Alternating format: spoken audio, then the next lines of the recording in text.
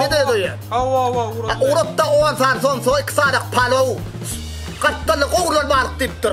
Öyle der öne bana. Ana bu çağlara ben yetişbilmeye otur. Mekteptekilerim deyip oturuyorlar ana. Bunun ahirede yine tüyele kafaya sayıp duran Yaman tuğuleme ki. Adet tağamlı değildi mi? Tağamlı. Ay tağamlı sen tağamlı. Ne yemeyelim dost? Ne yemeyelim? Palov. Ay koysana palo. Öyde de üstüne o palo. Kammadraklarda yerli kammadrak. Ne ama balık. Balık değil, işlekli. Cüce. Aradan cüce. Tandırla mı? Kavanla mı? Belli mi? Şunu ya. Atam, öyle atam. Yek atama, öyle atam. Selamünaleyküm atam. Selamünaleyküm. Oğum atam. Tuğuleme ne etsin? Sen kim ayı dost? Sen kim atıyorsun? Kan çay mı?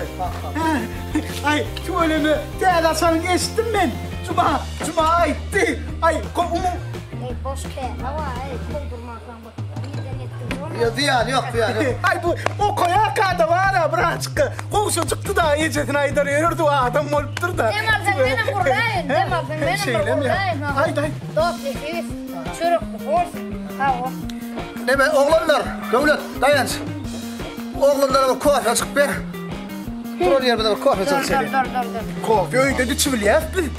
Kofiyenin buradayacak oğlum biz. Bir kedi torbat edecek koyun. Üçüzdüğüne biçim boş değerler. Şeylem ya. Onu boş davranma saboyda Sabo yani müdbilin halk gider. Umuman aydan da birini biliyorum yol uçuda. Bir de balık alır. Bırım yanına ayrancık. Evet. Balık bilen akla değilen hop bilen hop ya sen onu da sayırman görü. Denge balık oldum. Balık cücecik. Hem efke koğurlayana kapıra alır. Onu kalkmışık.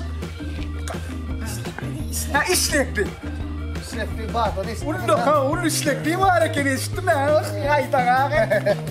Alır da var. Devlet, yanlarını saboy. Yani müdbilin halk gidecek anırdı. Ver şuları. Yol uçuda. Öğreniniz biliyorlar, mantı. Barsan öğün, bar. Koğurlar balığa bal. Ben çekin ya. Her yerin şeyden de değil ha. Nerede diline mi tuttu la? Men varam öğünü çekin ya yoksa. Bildirem aklı. Son yani de bulduk ya da. Ana oğlanla. Ne? Cuma.